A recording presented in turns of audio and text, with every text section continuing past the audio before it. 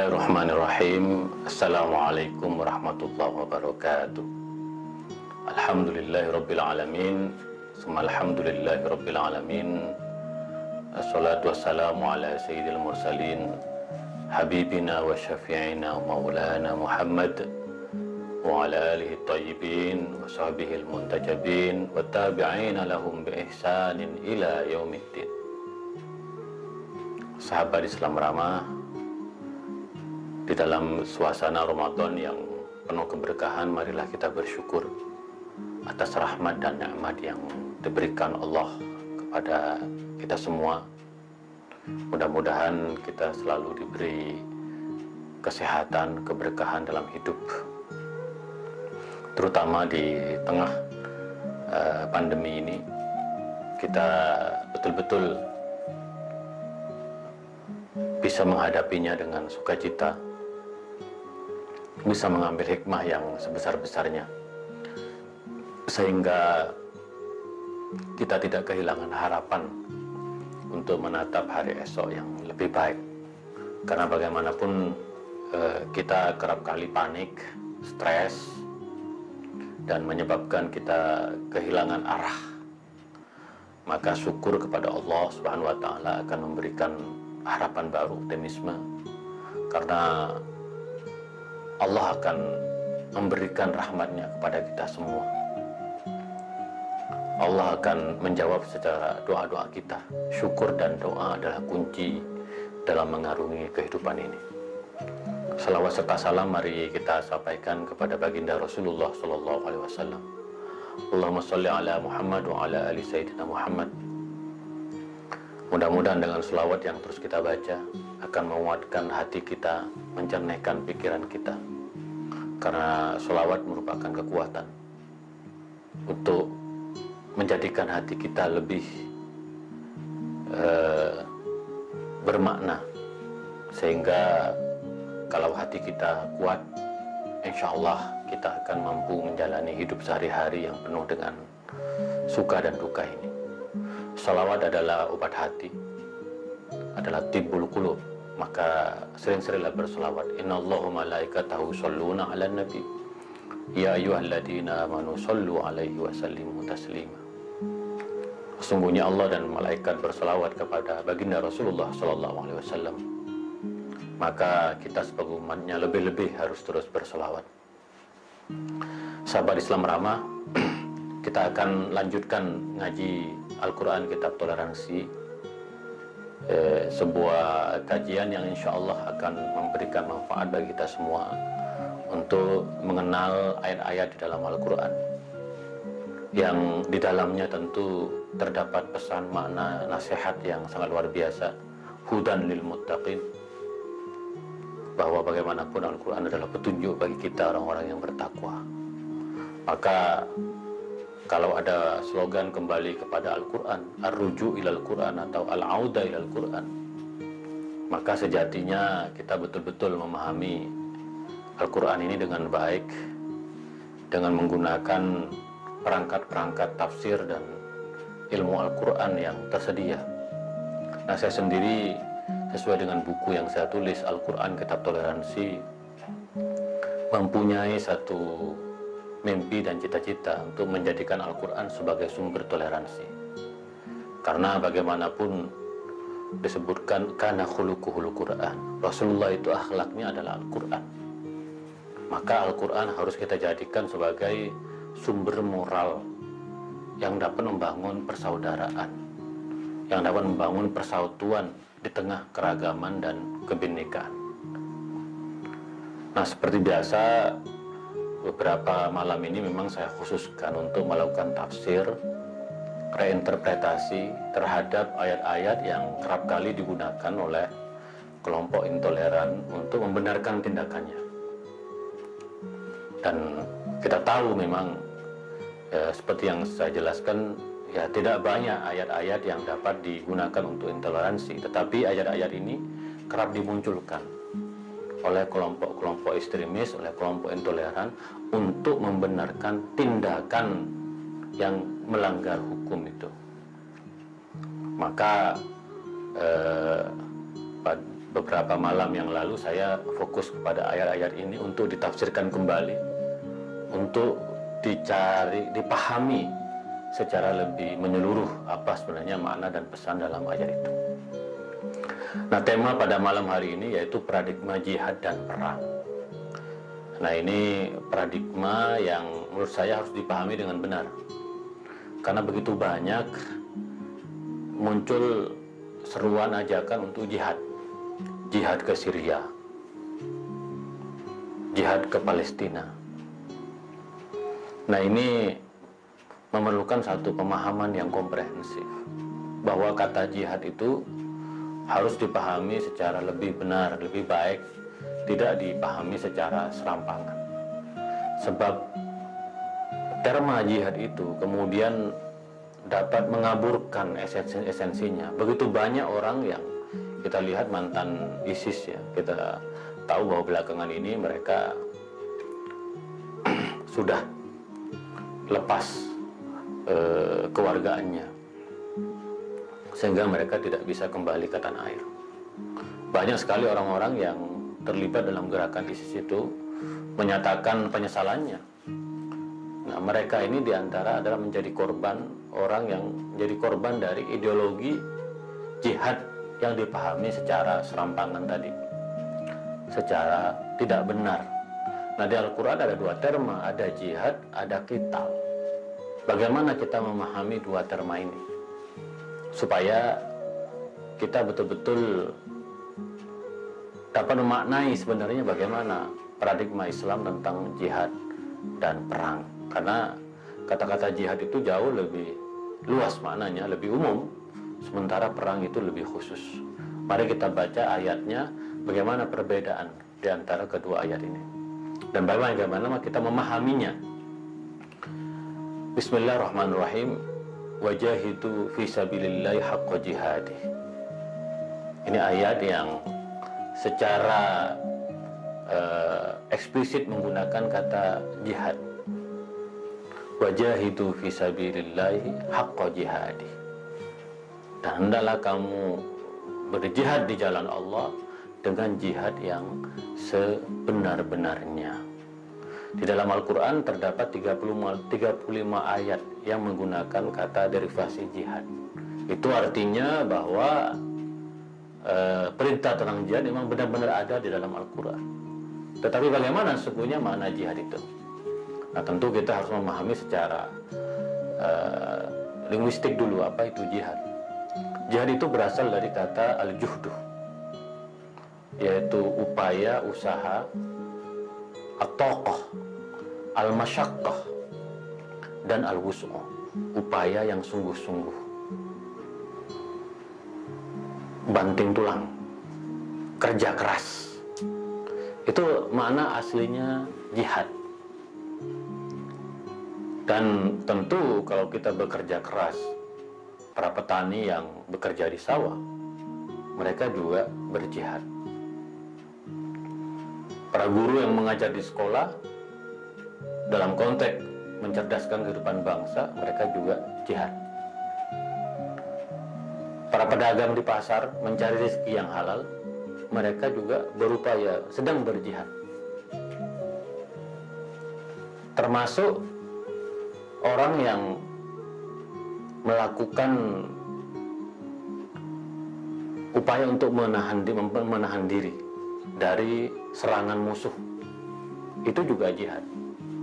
Nah, Al-Quran di sini menggunakan kata yang sangat menarik, wajahidu fi sabilillahi haqqa jihadi.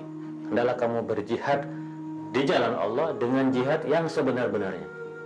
Artinya jihad itu tidak serampangan, ngebom masjid, ngebom gereja, ngebom hotel.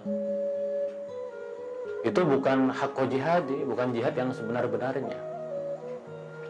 Nah, dalam hal ini para ulama, terutama diantaranya kalau yang klasik misalnya Ibn Rushd dalam kitab Bidayatul Mujtahid wa Nihayatul Muqtasid. Nah, Ibn Rushd ini menulis satu bab khusus, babul jihad, di dalam kitab Bidayatul Mujtahid wa Nihayatul Muqtasid. Dan secara detail agar kita hati-hati menggunakan kata jihad. Yang pertama, bahwa hukum jihad itu adalah fardu kifayah. Jadi jihad itu bukan kewajiban individual seperti sholat, zakat, puasa, itu individual. Kita setiap muslim wajib melaksanakan fardu ain. Tapi jihad itu fardu kifayah. Kalau sudah ada yang berjihad, maka yang lain itu gugur. Maka dalam konteks bernegara kita punya angkatan bersenjata. Nah, ketika angkatan bersenjata mewakili kita, negara kita, maka kita tidak wajib berperang. Itu fardu kifayah, yaitu kewajiban yang bersifat kolektif. Bahwa kalau ada sudah yang mewakili kita, nggak perlu lagi. Misalnya perang melawan ISIS,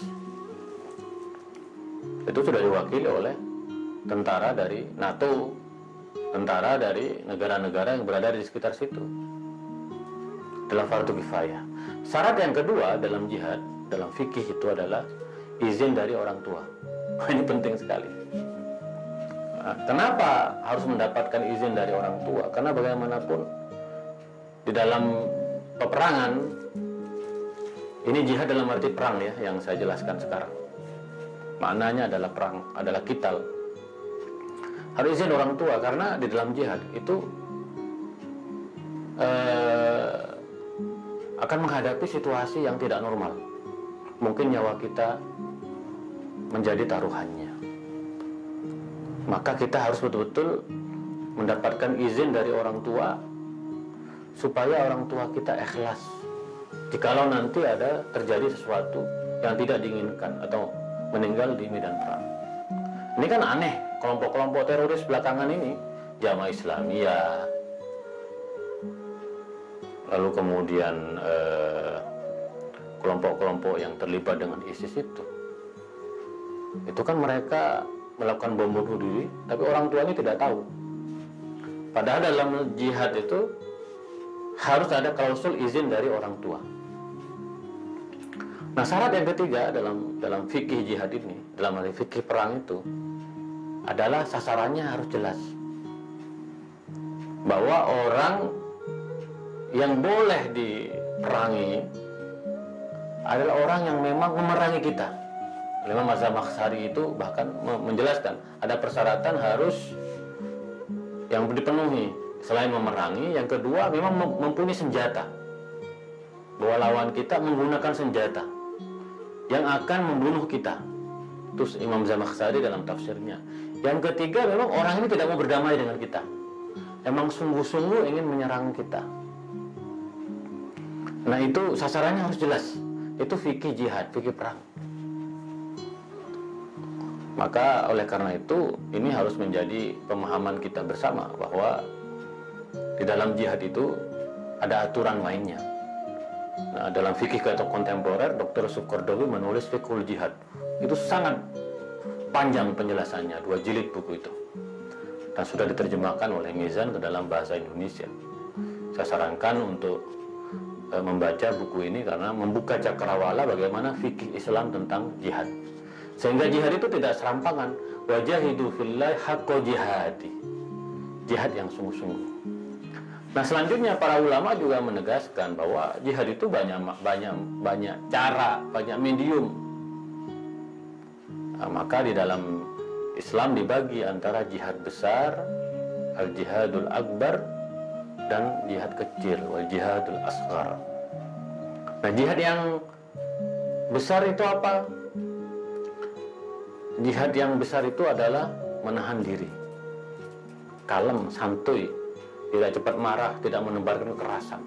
Itu jihadul akbar. Nah, jihadul asghar itu adalah perang itu. Maka ketika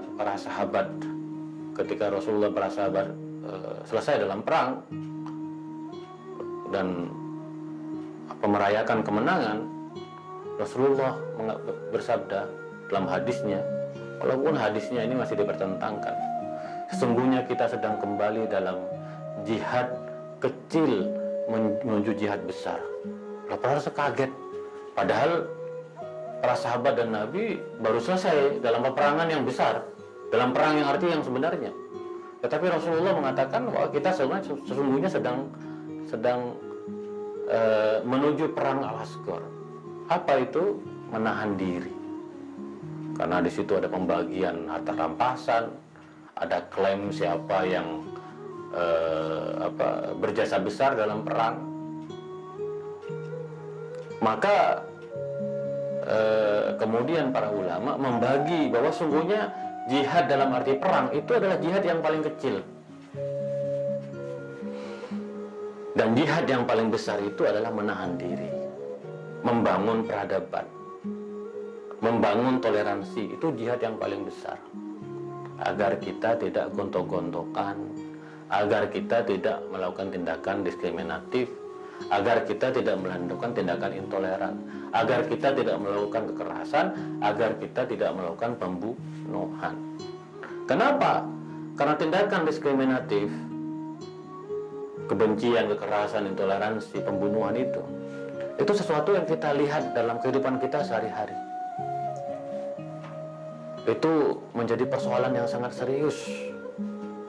Perang ya terjadi hanya dalam situasi tertentu, dengan atur, apalagi sekarang sudah diatur dalam hukum internasional.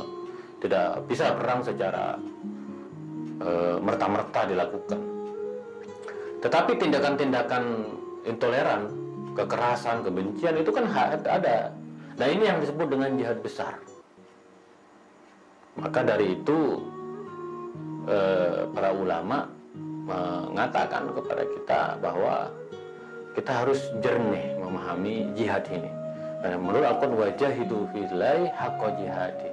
Hendaklah kita berjihad di jalan Allah dengan jihad yang sebenar-benarnya. Tadi dalam fikih fardu kifayah, izin orang tua, sasarannya harus jelas. Kita harus paham bahwa kalau kita berperang itu jihad kecil. Ada jihad yang lebih besar, menahan emosi, membangun toleransi, tidak mengganggu orang lain, tidak menebarkan fitnah dan hoax. Itu kan jihad yang paling besar sekarang di media sosial. Begitu mudah orang menebarkan hoax di media sosial, apalagi ada buzzer yang bernuansa politik. Itu betul-betul jihad akbar. Negara ini sedang menghadapi keterbelahan dari kelompok-kelompok yang ingin memecah belah negeri ini. Maka kemudian di dalam ayat wajahidu fisabilillah haqqa jihadi, di dalam faqimus sholata wa atuz zakat, maka kamu hendaklah mendirikan sholat dan menunaikan zakat. Nah, para ulama tafsir mengatakan bahwa jihad yang sungguhnya itu adalah jihad yang di dalamnya ada kesalehan ritual, yaitu aqimus sholat, menegakkan sholat, itu juga jihad. Tetapi juga wa atuz zakat, kesalehan sosial, membantu orang lain, kesadaran menderma, peduli kepada sesama.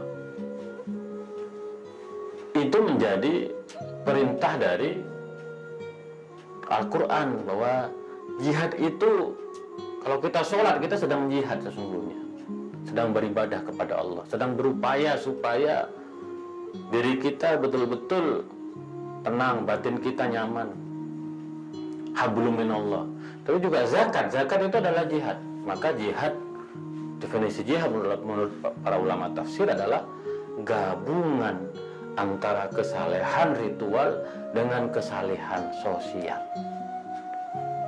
Maka pada akhirnya jihad itu mulia.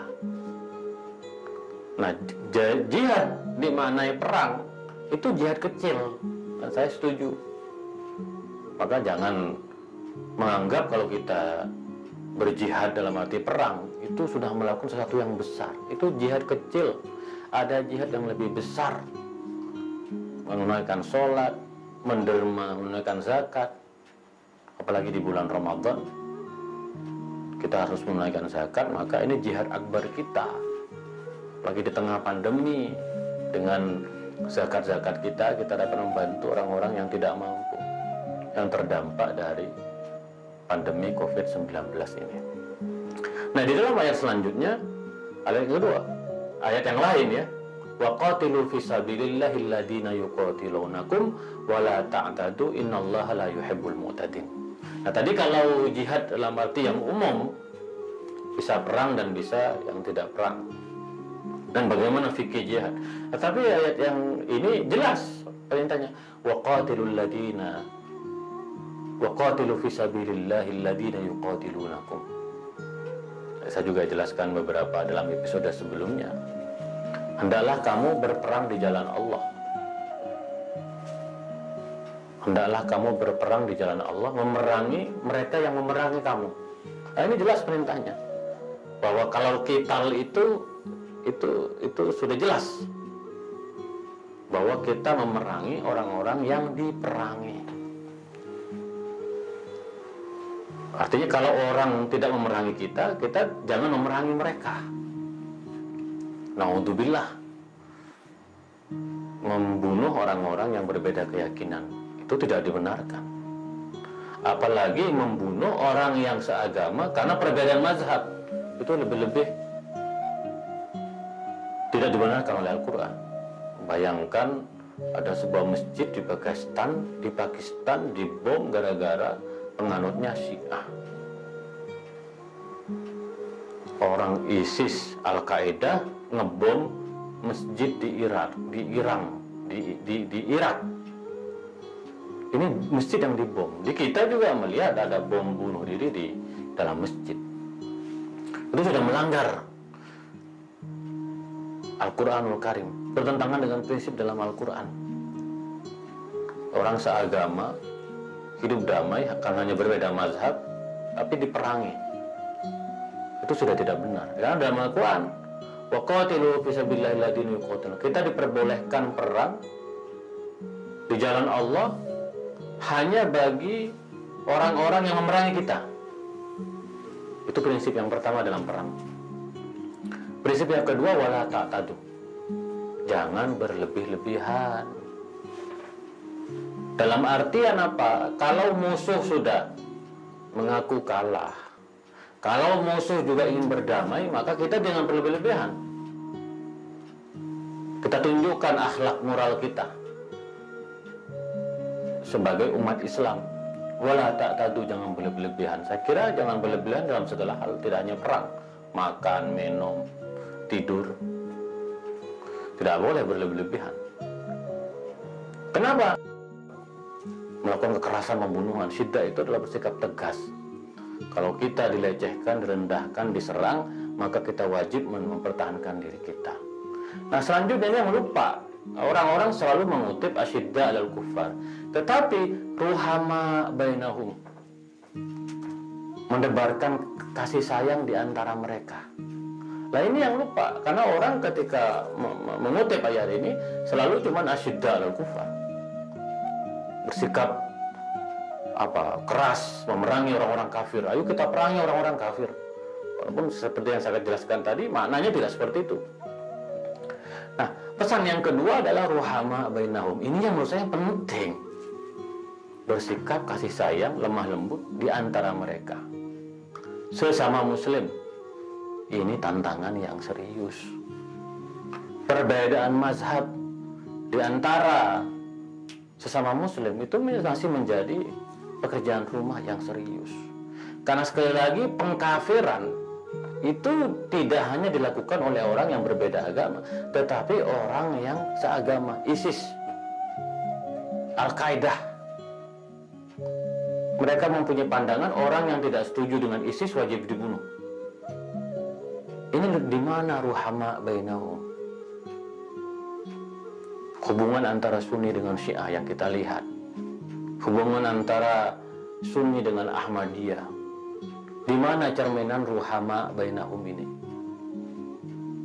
Bahwa kita dituntut untuk menebarkan kasih di antara sesama umat Islam sebagai modal kita untuk menebarkan kasih sayang untuk seluruh semesta alam, termasuk juga di kalangan non-muslim. Nah, ruhama bainahum ini penting juga untuk dikaji, dimunculkan. Inilah wajah toleransi Al-Quran. Karena toleransi dalam Al-Quran itu adalah sebuah proses pembelajaran, sebuah madrasah. Kita akan mampu bersikap toleran dalam konteks yang lebih luas, dalam konteks negara bangsa, kalau kita ruhama bainahum, kalau di antara kita betul-betul bersikap lemah lembut. Coba bayangkan, begitu banyak di luar sana yang mengatakan bahwa Al-Qur'annya Syiah berbeda dengan Al-Qur'annya Sunni. Na'udzubillah min dzalik. Di mana ruhama bainahum ini? Ya setahu saya ya Al-Qur'an yang dipakai oleh NU sama dengan Al-Qur'an yang dipakai oleh orang-orang Syiah. Saya sudah melihat sendiri. Tidak ada perbedaan. Ruhama bainahum. Perbedaan mazhab, perbedaan kelompok tidak menghilangkan kasih sayang kita di antara sesama kita. Maka sangat disayangkan adanya fatwa-fatwa sesat. Nah, fatwa sesat itu menurut saya juga tidak ruhama bainahum, melanggar prinsip ayat ini. Memudahkan, memberikan label sesat kafir kepada orang yang berbeda mazhab, menurut saya bertentangan dengan prinsip ruhama bainahum ini. Tidak menebarkan kasih di antara sesama. Begitu pula dengan, saya katakan tadi, ya kita dengan Ahmadiyah. Saya begitu bersahabat dengan teman-teman Ahmadiyah. Sudah seperti keluarga saya. Karena kita memang sebagai sesama muslim harus menebarkan kasih sayang di antara kita, sehingga kita dapat menjadi uswatun hasanah, menjadi teladan, menjadi contoh bagi umat-umat yang lain bahwa kita tidak cakar-cakaran di antara kita. Kita juga menggunakan syahadat yang sama, sholat menghadap kiblat. Maka seperti kata Imam Asy'ari, merujuk kepada hadis Rasulullah SAW, tidak boleh kita melakukan kekerasan terhadap sesama umat yang menghadap kiblat.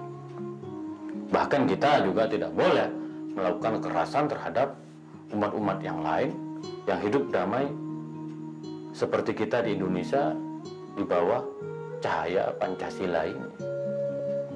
Maka oleh karena itu sahabat Islam ramah, kita harus betul-betul dengan serius memahami ayat-ayat di dalam Al-Quran Al-Karim, melakukan reinterpretasi.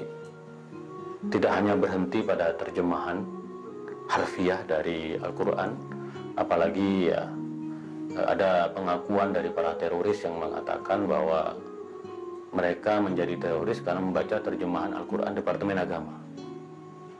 Ini juga menjadi tantangan serius bagi pemerintah untuk menafsirkan, menjegalkan kembali penafsiran atau penerjemahan Al-Quranul Karim, sehingga Al-Quran tidak digunakan secara otoriter, secara sewenang-wenang, secara semena-mena untuk membenarkan tindakan kekerasan, tindakan intoleransi atau pembunuhan.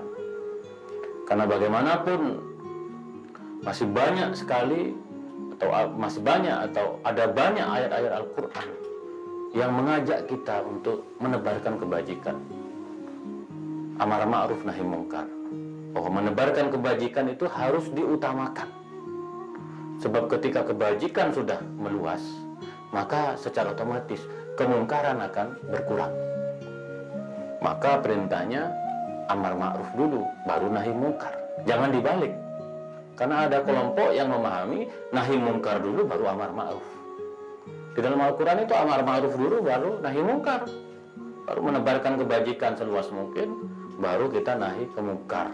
Dan nahi mungkar pun dalam konteks bernegara sudah ada aturannya. Siapa yang berhak melakukan tindakan nahi mungkar. Jadi sahabat Islam ramah, betapa Al-Quran memberikan pedoman dan panduan bagi kita semua, bahwa kita harus betul-betul menjadi umat yang rahmatan lil alamin, yang toleran, penuh kasih sayang, tidak mudah mengkafirkan. Kita harus bersahabat, bersaudara dengan siapapun, terutama umat Islam Indonesia. Mari kita bangun persaudaraan, dengan berbagai kalangan, berbagai kelompok, mazhab. Saya punya mimpi bagaimana kita Sunni dengan Syiah ini bisa hidup berdampingan dengan damai, ruhama bainahum. Seperti kata Al-Quran, tidak ada perpecahan. Begitu juga dengan kelompok-kelompok lain seperti Ahmadiyah.